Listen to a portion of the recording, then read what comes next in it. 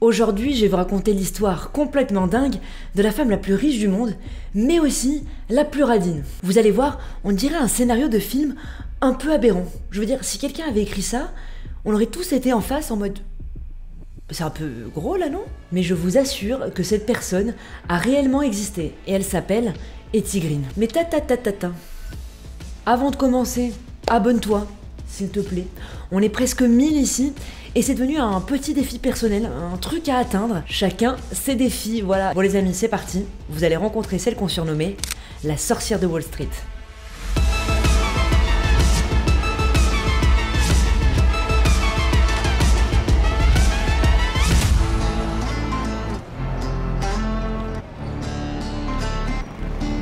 Etty Green ne naît pas avec ce nom. À sa naissance, elle s'appelle Henrietta Howland Robinson. Alors, je vous rassure, aucun mot américain n'a été maltraité lors de l'écriture de cet épisode. Oui, j'ai un accent anglais dégueulasse, mais ils sont tous consentants, ok? Henrietta, que l'on surnomme Etty, n'est pas née n'importe où, ni dans n'importe quelle famille.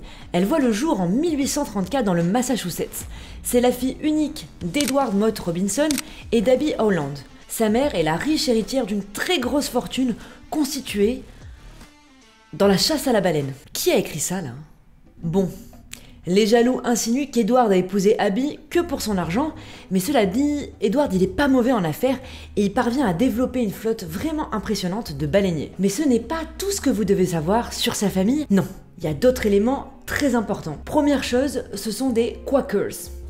Alors je n'ai pas la moindre idée de si ça se prononce comme ça, mais ce que je sais c'est que c'est une sorte de mouvement religieux catholique qui est assez particulier. Déjà entre eux ils s'appellent la Société religieuse des Amis. Attendez. Ils sont quelque chose hein? Ah oui, la secte.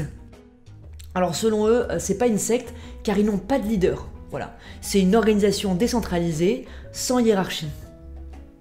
Bon, appelez-le comme vous voulez, mais en tout cas, il prend un retour à la simplicité. Etty grandit donc dans une grande austérité, ce qui va, vous allez voir, préparer ce qui va venir. Dernier détail important sur la jeunesse de notre protagoniste, sa mère est malade et son père n'est jamais là, elle va donc être élevée par ses grands-parents. Pas de chance, son grand-père est aveugle, et tous les matins, elle lui lit les pages financières des journaux. Une activité somme toute normale pour une enfant de 6 ans. Le monde mystérieux de l'argent devient donc une passion pour Etty. À 8 ans, elle ouvre un compte en banque et commence à économiser chaque sou pour se former un petit pécule. Petit pécule. Ça sonne bien, petit pécule. Bref. Son père voit là une super opportunité pour avoir de la main-d'œuvre gratuite et il lui confie donc ses livres de compte. Ses livres de compte, ouais. Mais qui a écrit ça? Moi je veux dire, à 16 ans, mes parents ils avaient du mal à me confier 20 balles.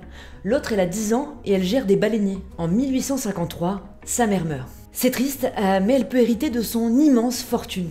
Elle peut donc pleurer en se mouchant comme ça dans des billets de banque, sauf que non. Son père refuse de lui verser le moindre sou. Notre ami Edward, il commence à vriller complètement. Il voit des complots partout, il a l'impression que tout le monde veut le voler, et donc en 1864, sur son lit de mort, il reste persuadé qu'il a été empoisonné par des gens qui en voulaient à son argent. Vous vous doutez que ça va un peu traumatiser Etty, mais cette fois-ci, elle peut vraiment se consoler avec les 8 millions de dollars dont elle hérite à la mort de son père. Et 1 an plus tard, sa tante décède, lui léguant aussi 2 millions de dollars. Là vous vous dites, waouh, quelle chance, mais pas Etty. Parce qu'elle, elle sait que sa tante, elle avait beaucoup plus que 2 millions de dollars. Elle se demande donc naturellement où est passé le reste de l'argent. Et là, elle découvre que sa tante, qui perdait un peu la tête, a rajouté dans son testament plein de nouvelles personnes qui n'étaient pas censées y être. Son médecin, son personnel de maison, les employés des pompes funèbres et des cousins éloignés. Alors là, Etty, elle est absolument outrée. La pauvre, elle n'a que 10 millions de dollars, vous vous rendez compte, ce n'est pas facile la vie. Elle va donc se lancer dans une croisade pour récupérer la moula et engage des poursuites judiciaires. Le truc est interminable, elle veut rien lâcher la fille, elle recule devant absolument rien. Intimidation, faux papiers, mais ça va pas suffire. Un juge rend son verdict et valide le testament. Ne vous inquiétez pas, elle se vengera de ce juge des années plus tard, parce que vous allez voir que son histoire ne fait que commencer.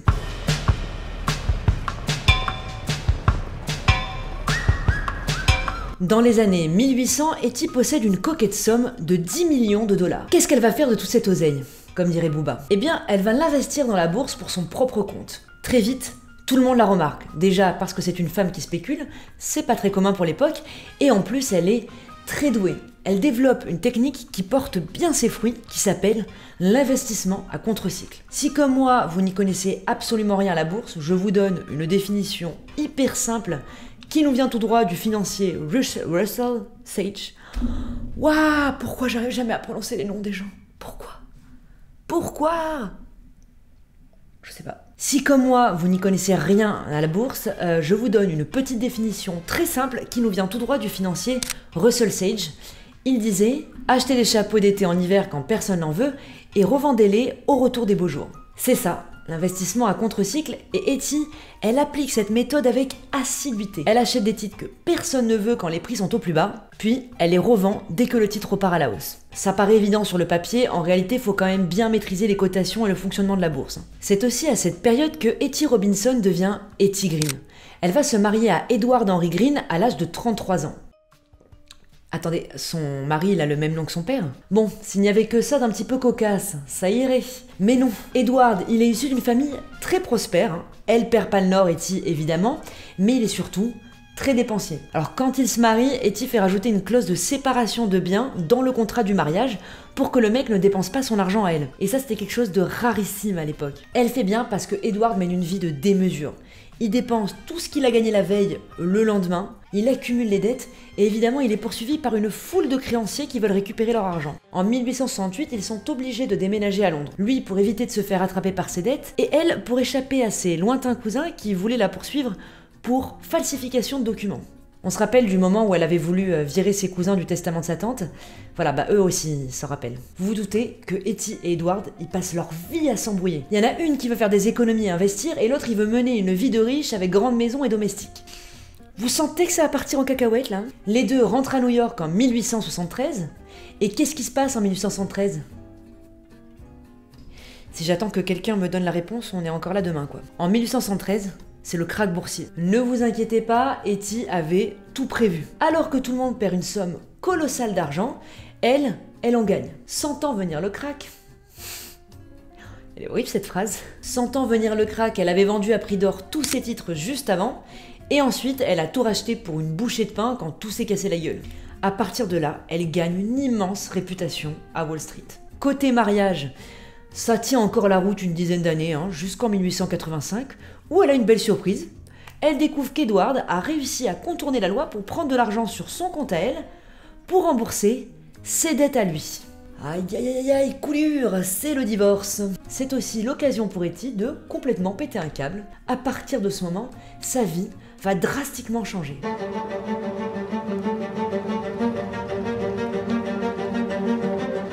On est fin des années 1880, fini les grandes maisons, les domestiques, les beaux habits. Etty est persuadée que tout le monde en veut à son argent. Il y a ses cousins qui la poursuivent toujours, les créanciers de son ex-mari, et bien sûr, les impôts. Sale histoire. Alors elle décide d'acheter des appartements de merde aux quatre coins de New York pour y effectuer que de courts séjours. Ça fait faire des économies sur les impôts. Elle ne met jamais de chauffage et n'utilise pas d'eau chaude. Mode économie activé. Étrange quand on a plusieurs millions de dollars, mais vraiment vous n'êtes pas prêt pour la suite. Etty Green continue d'investir, mais pour rappel, les femmes étaient interdites à Wall Street. Elle installe donc un bureau à la Chemical Bank où elle travaille complètement seule. Elle ne fait confiance à personne et elle n'a qu'un seul but, s'enrichir encore plus. Et qu'est-ce qui fonctionne bien fin 19e? Faut que j'arrête de poser des questions, c'est bizarre, j'en ai conscience. Les trains et les chemins de fer. Donc Etty va faire comme d'habitude, elle achète des compagnies de chemins de fer toutes pourries dans l'attente que cette compagnie se fasse racheter par une plus grosse compagnie. Et là, bam, elle vend les titres. Elle devient donc la femme à abattre. Mais ne lâche rien, elle est inflexible, imperturbable. Elle se fait insulter, intimider, menacer, mais rien ne l'atteint. Elle attend de se faire supplier par ceux qui veulent racheter ses titres, et là, à peine, elle les vend au prix le plus fort possible. À ce jeu-là, c'est la meilleure. Elle va aussi en profiter pour se venger du juge qui avait refusé de changer le testament de sa tante. Oui, encore cette histoire, ouais. Elle est un petit peu rancunière. Tout petit peu. C'est un peu complexe, mais en gros, elle va vendre tous les titres de la principale société de la ville où habite le juge, et du coup, tout va s'effondrer. La bourgeoisie locale va complètement paniquer et exiger le départ du juge. Voilà, ça c'est fait. À Wall Street, Etty se fait remarquer par son train de vie assez particulier. Elle se rend à la banque toujours habillée pareil. un manteau noir miteux, un voile noir sur les cheveux et un vieux chapeau mou. Son seul repas de la journée est un bol de flocons d'avoine qu'elle réchauffe sur les radiateurs du bureau pour éviter d'aller au resto. Et autre technique, pour ne pas payer le médecin, elle va dans des associations pour personnes défavorisées et se fait passer pour une personne pauvre. Là on se dit on a atteint le fond du trou. Eh bien non. Son fils qu'elle a eu avec Edward va un jour se casser la jambe. À l'hôpital, il lui demande 150 $ pour guérir sa jambe. Et ben elle va refuser. Du coup son fils va choper la gangrène et va se faire amputer. Certains disent même que cette nuit-là, elle aurait erré la nuit entière dans New York à la recherche d'un timbre valant 2 centimes qui serait tombé de sa poche. Au début des années 1900, les financiers américains lui donnent un petit surnom fort sympathique, la sorcière de Wall Street. Sorcière ou pas, avec 100 millions de $, elle devient la femme la plus riche des États-Unis. Alors 100 millions de $ à l'époque, ça équivaut à 4 milliards aujourd'hui. C'est quand même pas mal du tout quoi. Jusqu'à ses derniers instants, Etty Green ne lâchera rien. Elle va mourir en 1916 à l'âge de 81 ans, léguant tout son argent à ses 2 enfants qu'elle a eus avec Edward.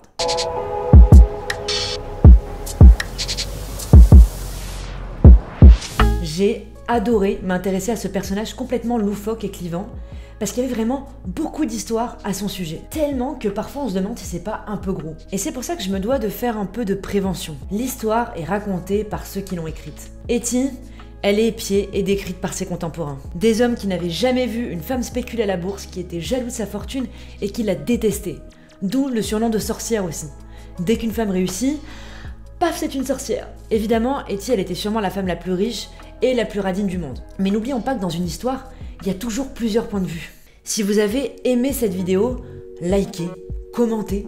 Ça fait vraiment trop plaisir à chaque fois que je reçois une notif et que j'ai l'impression que vous avez apprécié mon travail. En tout cas moi, je reviens très vite sur vos écrans. Ciao!